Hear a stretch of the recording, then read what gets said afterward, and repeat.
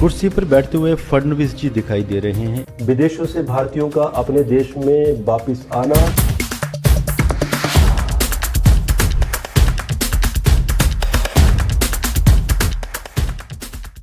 दोस्तों, वंदे मातरम।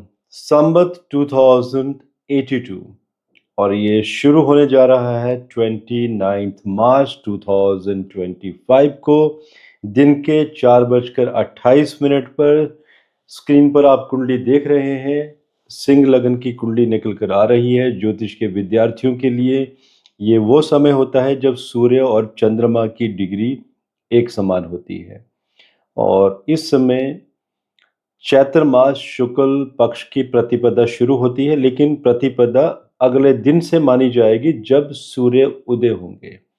तो 29 मार्च को शनिवार है, लेकिन 30 ऑफ मार्च से इस दिन को माना जाएगा। लेकिन एस्ट्रोलॉजिकली जो पैरामीटर्स हैं, आप इसे 29 मार्च की कुंडली, ये जो स्क्रीन पर दी हुई है, इसे ही लेकर चलिएगा। सो इसमें आज कुछ मैं आपको ऐसे ऐसे तथ्य बताऊंगा, आप देखते चले जाइएगा 2025 में क्या क्या होने वाला है। क्योंकि वर्ष के राजा सूर्य, जो कि अपने अनुशासन, कठोरता, नियमों के लिए जाने जाते हैं, और सोचिए इस वर्ष सूर्य देव जी जब मेष राशि में ट्रांजिट करेंगे, उस दिन भी रविवार होगा और मंत्री भी सूर्य। आप सोचिए कि राजा भी सूर्य और मंत्री भी सूर्य, तो ये क्या इंडिकेशंस दिखाई दे रहे हैं। एक बड़ी खास बात है इस कुंडली में, अगर आप लोगों ने ध्यान दिया हो, सूर्य जो कि उत्तरा भाद्रपद शनि के नक्षत्र में, सूर्य रोगों का उपचार है तो शनि रोगी बनाते हैं। और जब भी हम डॉक्टर्स, एस्ट्रोलॉजी में, मेडिकल एस्ट्रोलॉजी, होम्योपैथी चिकित्सा, कोई भी चिकित्सा शास्त्र की जब बात आती है, किसी भी मेडिकल प्रैक्टिशनर का जब संबंध आता है, तो सूर्य और शनि के साथ कनेक्शन जरूर होता है, छठे, 8वें और 12th हाउस के साथ।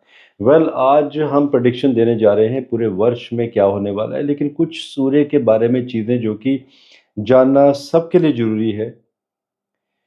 वो एक कहावत है ना कि किसी भी इंसान के पास धन दौलत तो बहुत होती है, कई ऐसे बहुत सारे लोग हैं, लेकिन जिनके पास स्वास्थ्य नहीं होता, तो ऐसी जो धन दौलत है वो व्यर्थ मानी जाती है।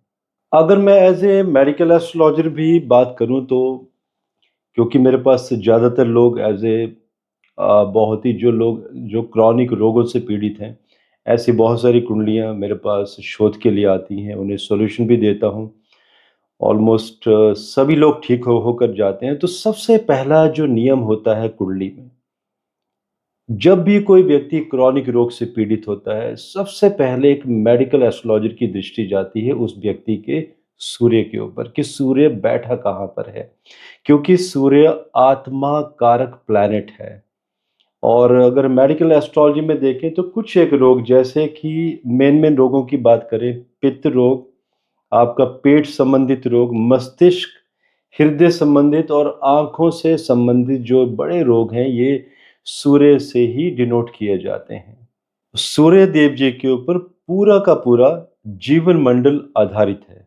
कुछ प्रमाणिक तथ्य हैं हमारे पास जो कि अर्थवेद और ऋग्वेद में लिखे गए हैं, जिसमें कि जो सूर्य की पहली किरण होती है वो हृदय रोग, पीलिया, अमीनिया, इन रोगों को फिक्स कर देती है हमेशा के लिए। तो जो लोग इन रोगों से पीड़ित हैं, उनके लिए बेहतर है कि आप सुबह जल्द उठें और सूर्य की पहली किरण, आपके शरीर पर इसका प्रभाव होना चाहिए। और अगर हम सूर्य के 7 घोड़ों की भी बात करें, अक्सर आपने सुना भी होगा एपिक में कि सूर्य देव जी, जिनको पूर्व में दिग्बल प्राप्त है और पूर्व से पश्चिम की तरफ मूव करते हैं और अपने 7 घोड़ों के रथ के ऊपर विराजमान होते हैं। और इनफैक्ट अभी तो साइंस ने भी इस बात को माना है कि सूर्य की 7 किरणें होती हैं, और सूर्य की 7 किरणें जो कि चिकित्सा शास्त्र और मेडिकल साइंस में भी अभी ये प्रूव हुआ है कि वो किरणें अलग अलग तरह की होती हैं। उन्हें उनके द्वारा अलग अलग तरह के भिन्न भिन्न रोगों को का उपचार किया जाता है। आप सोचिए कि ये जो एपिक में लिखा हुआ है, जो सत्य है जो आयुर्वेदा में जिसके मूल सिद्धांत बने हुए हैं, आज मेडिकल साइंस इनको मान रही है, आज मेडिकल साइंस हमारे यहाँ पर पहुँची है। देखिए, सूर्य को ज़िंदगी का आधार माना जाता है। आप देख लीजिए दुनिया में चाहे मानव, पशु-पक्षी कोई भी व्यक्ति आपकी प्रकृति सूर्य के बिना चल ही नहीं सकती। सूर्य को इसीलिए तो आत्मा कारक प्लैनेट कहा गया है। ग्रहों का राजा माना गया है सूर्य को। आप सोचिए ना, जब विंटर के डेज़ होते हैं, जब सूर्य देव जी नहीं निकलते हैं, मतलब ऐसा नहीं सूर्य देव जी डेली निकलते हैं, लेकिन फॉग का जो क्लाइमेट होता है, तो बहुत सारे ऐसे लोग हैं जो डिप्रेसिव स्टेज में चले जाते हैं, अनस्टेबिलिटी आ जाती है और कमज़ोर महसूस करते हैं। आप देखिएगा बहुत सारे ऐसे लोग जो जिनमें ऊर्जा की कमी होती है और निस्तेज होते हैं, चेहरे में तेज नहीं होता। तो कहीं न कहीं उनकी कुंडली में सूर्य देव जी मेलेफिक स्थिति में बैठे होते हैं और उसी सूर्य के ऊपर अगर मेलेफिक ग्रहों का प्रभाव अगर आ जाता है, तो मान के चलिए कि ऐसा सूर्य आपको आपके पुराने जन्म के योगों के बारे में, पितृदोष के बारे में भी आपको इंगित कर रहा है, इंडिकेशन दे रहा है आपको कि आप उसका उपाय कीजिए। अगर हम हिंदू पौराणिक शास्त्रों की बात करें, तो सूर्य को देव माना गया है और ग्रहों का राजा भी माना गया है। देखिए, अब बात आती है इस वर्ष में सूर्य देव जी क्या करने वाले हैं। जैसे कि सूर्य के बारे में मैंने अक्सर भी पहले भी आपको बताया कि सूर्य देव जी बहुत ही कठोर हैं। उनका रूल रेगुलेशन आप देखिए ना कि सूर्य देव जी जिस लैटीट्यूड, लॉन्गिट्यूड पर जिस समय उदय होते हैं, उसी समय अस्त भी होते हैं उस पर्टिकुलर तिथि को, उस डेट को। तो आप सोचिए सूर्य देव जी स्टेबल हैं, ठहराव, अतिकथन नहीं करते हैं। बहुत ही कम शब्दों में बहुत सारी बातें कुछ एक शब्दों में ही उन्हें कंप्लीट कर देते हैं।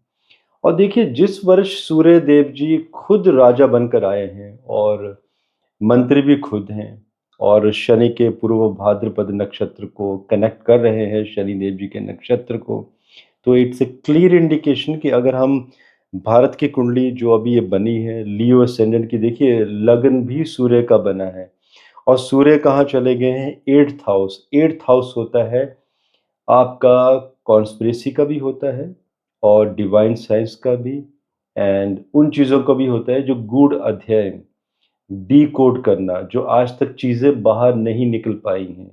और यहाँ पर अगर आप देखें तो ये अष्टम घर में राशि बनती है मीन, मतलब क्रिएटिव साइन, जल की धारा जो बहती चली जा रही है ज्ञान की गंगा की तरह।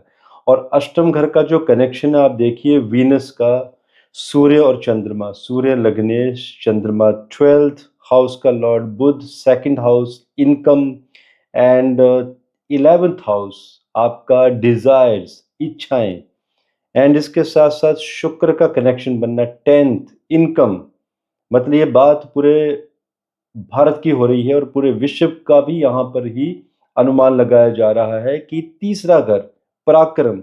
अब सोचिए इन 4 घरों का आपस में कॉम्बिनेशन और राहु केतु के साथ कनेक्शन रहते, राहु ने एक्सपेंड कर दिया है इनके गुणों को। तो जितने भी प्लैनेट है सूर्य, चंद्रमा, बुध और शुक्र, इनके गुणों का यहाँ पर एक्सपेंशन। सो अष्टम घर और जो कि अगर नक्षत्रों की बात करें, छठे घर के साथ कनेक्शन, हीलिंग के साथ connection. So this is a clear indication कि इस वर्ष पूरी दुनिया में नए हॉस्पिटल्स का इनॉग्रेशन और नए हॉस्पिटल्स का गवर्नमेंट्स के द्वारा नई स्कीम्स लेके आना कि बहुत सारे हॉस्पिटल मेडिकल साइंस में एक बहुत बड़ी क्रांति का ये वर्ष होगा, जिसमें कि बहुत सारे नए मेडिकल कॉलेजेस भी खुलेंगे। और इसमें आप समझ आता ही है आपको कि जब कॉलेजेस खुलेंगे तो डॉक्टर्स कितने सारे निकल कर आएंगे।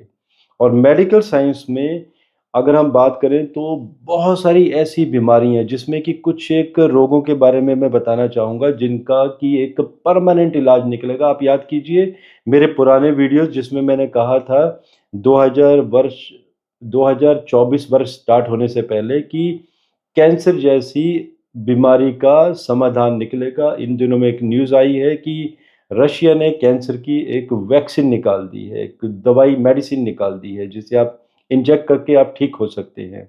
आप गूगल आउट कर सकते हैं उसके बारे में। सो कुछ ऐसे रोगों के बारे में जिसमें कि हार्ट से रिलेटेड, जैसे अभी हार्ट ट्रांसप्लांट होता है, किसी व्यक्ति का हृदय मिलेगा तभी जाके दूसरे व्यक्ति को वो हृदय मिलता है।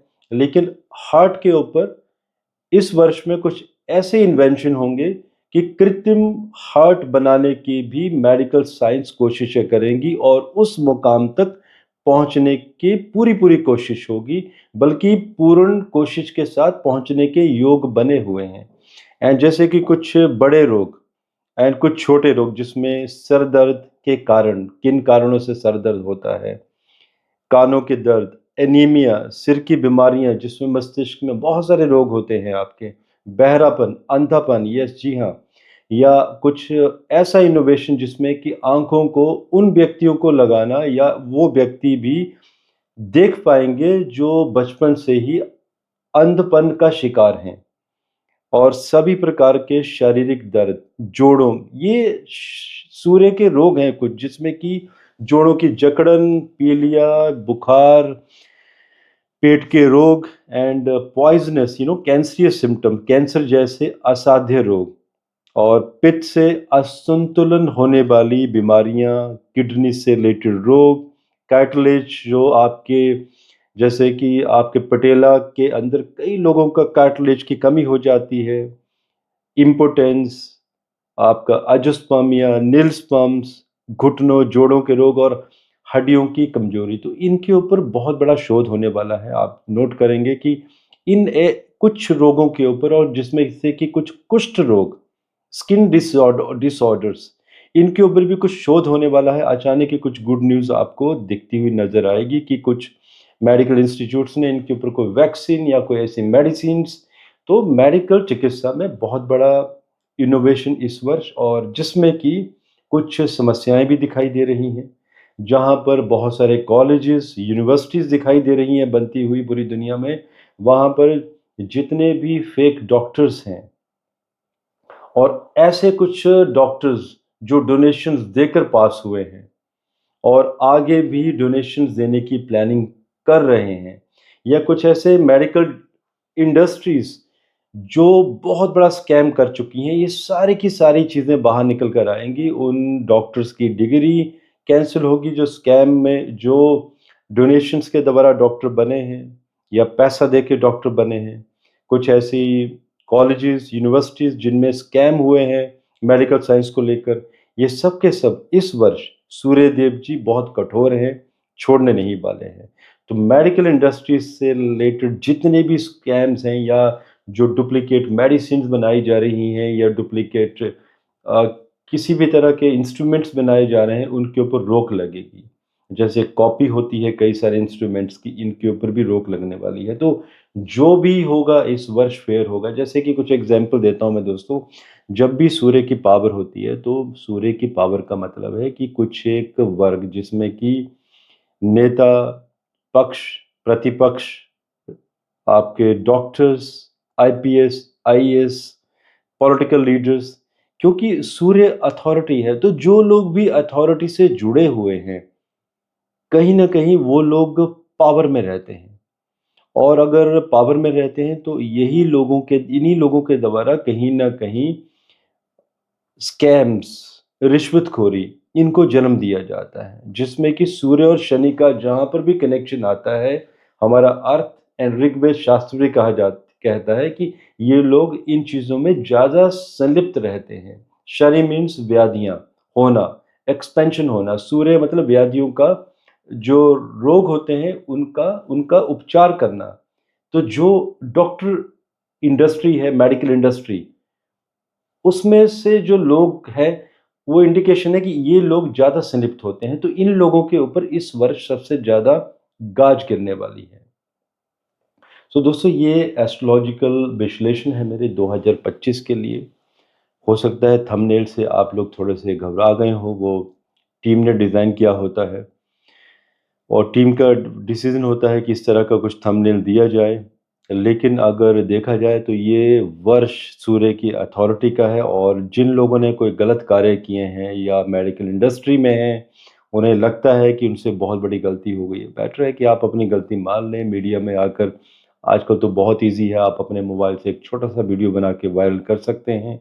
मिस्टेक्स अपनी मान सकते हैं, आप अपने आप को बचा सकते हो और बहुत सारी चीज़ों को उजागर कर सकते हो और ये होने भी वाला है।